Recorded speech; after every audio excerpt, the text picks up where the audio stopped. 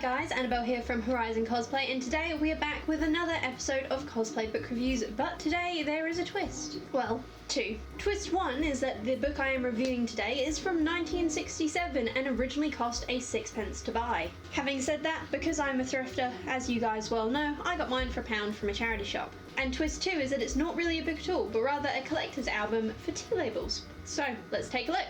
So, let's start with a little history. The Brooke Tea Company began in England in 1945 and is best known for making the tea PG Tips. Fun fact and side note, PG Tips was my favourite tea throughout my childhood, though these days I go more towards the green teas. But anyway, there was one point where I was literally obsessed drinking 12 cups a day, and I would insist upon my parents to buy the PG Tips packets that came with the toy monkey. I ended up with so many of these toy monkeys and so many other people were giving me theirs that at one point I literally had a small army. Not actually sure what happened to them all, but at one point I had an army of PG Tips monkeys. Remember that if you annoy me. Anyway, carrying on.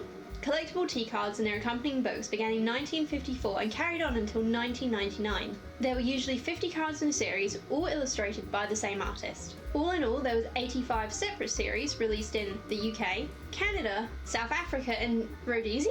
One second. Okay, so modern day Zimbabwe. Gods, that makes me feel old. Though, I don't know why it makes me feel old, I wasn't born back then. Some of the other series included Flowers, Wildlife, Teenage Mutant Hero Turtles, The Magical World of Disney, Transport Through the Ages, and PG Chimps. Yes, there was literally a whole book dedicated to PG Chimps. And onto our book today, which is British Costume. In the book's introduction, they state that the book's illustrations are based on original materials of the time, including manuscripts, tapestries, and paintings. Another fun fact, did you know that tapestries were really used as a type of insulation for stone walls? Well, glad you did, because I didn't. Thank you, random fantasy novel that just happened to mention it one day. Also, if you have any of your own fun facts, please leave them in the comment below. I really want to see what other people can come up with. But carrying on, gods, I seem distracted today.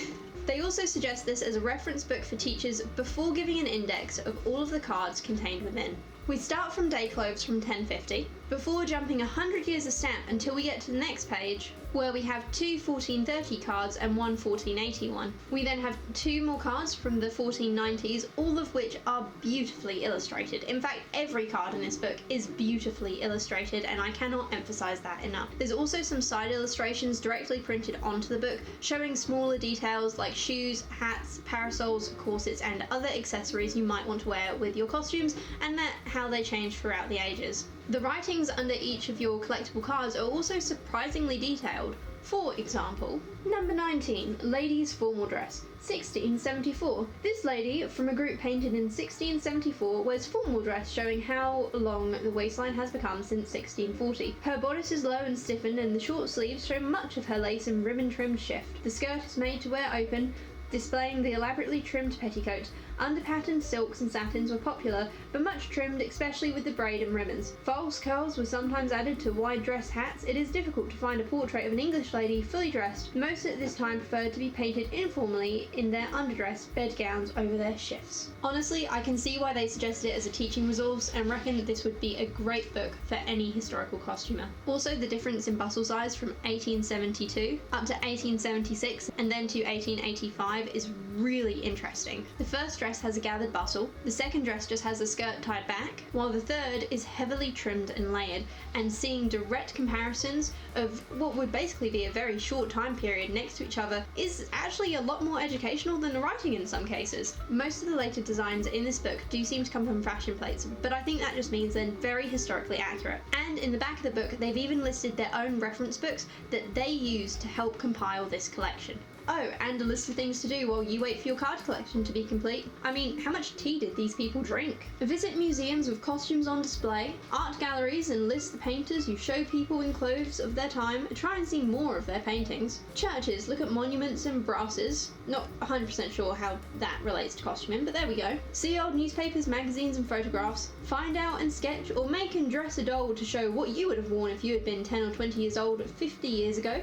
100 years ago, 200 years ago, etc. What did your grandparents, great-grandparents wear when they were married? What did older friends and relations wear during the First and Second World Wars? The clothes worn by a peasant and baron during the 100-Year War and by Queen Elizabeth I and her court. The wardrobe of a Jane Austen heroine. A Dickens hero and heroine. The visitors at the opening of the Great Exhibition in 1851. The history of the hat, of hairstyles and shoes through the ages. Now actually, these are really, really good ideas and could be some good inspiration for some future YouTube videos. What do you guys think? Now, I really love this book. However, mine does seem to be missing a couple cards. So I better go off and start collecting them, and I'll leave you guys to it. Remember before you leave to tickle that like button, and have a beautiful day, and I will see you next Wednesday. Bye!